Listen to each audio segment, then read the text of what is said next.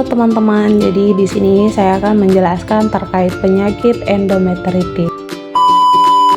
Nah, jadi masuk pada pendahuluan, yaitu endometritis adalah peradangan pada endometrium atau lapisan dalam uterus, yang mana salah satu penyakit reproduksi paling umum pada sapi betina pasca melahirkan. Dan juga penyakit ini dapat menyebabkan gangguan kesuburan dan kerugian ekonomi pada peternakan. Kemudian masuk pada klasifikasi endometritis, yang mana terdiri dari endometritis akut, kemudian endometritis subakut, endometritis kronis, dan juga endometritis subklinis. Nah, endometritis akut terjadi segera setelah melahirkan, sedangkan endometritis subakut gejala ringan dan perkembangan perlahan. Kemudian endometritis kronis yang mana berlangsung lama tanpa ada gejala yang jelas. Kemudian yang terakhir, endometritis subklinis tidak tampak secara kasat mata, hanya terdeteksi dengan melakukan pemeriksaan melalui laboratorium. Nah, kemudian penyebab terjadinya atau munculnya penyakit endometritis ini yaitu yang pertama karena infeksi bakteri, misalnya Truperella pyogenes atau E. coli fusobacterium. Kemudian ada retensio placenta atau ari-ari yang tertahan, kemudian proses partus yang tidak steril, kemudian manipulasi alat reproduksi secara kasar, dan juga kekebalan tubuh rendah pasca partus. Nah, kemudian untuk mengetahui apakah ternak tersebut terjangkit penyakit atau tidak, kita bisa melihat dari gejala-gejala tersebut, yang mana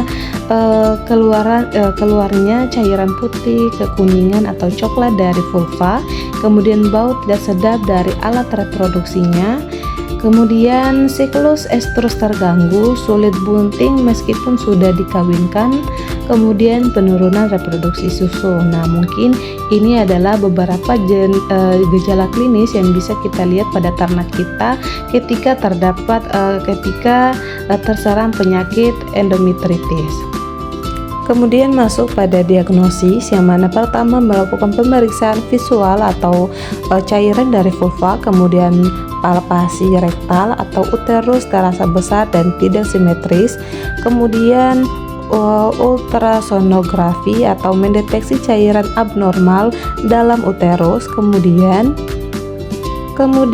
tes sitologi uterus untuk mendeteksi sel-sel inflamasi. Setelah diagnosis bahwa ternak tersebut terjangkit penyakit, maka kita akan melakukan penanganan, yang mana kita akan memberikan antibiotik intrauterin, misalnya berupa oxytetracycline, dan juga pemberian hormon PGF2A atau prostaglandin untuk meluruhkan lapisan uterus, kemudian melakukan pembersihan uterus, dan juga yang terakhir istirahat reproduksi sementara, jangan langsung dikawinkan. Kemudian setelah melakukan penanganan, otomatis kita akan melakukan pencegahan agar penyakit tersebut tidak lagi kembali pada ternak. Yaitu yang pertama dengan penanganan partus secara higienis, kemudian segera menangani retensio placenta, kemudian monitoring dan perawatan pasca petrus, dan juga manajemen nutrisi dan sanitasi kandang yang baik.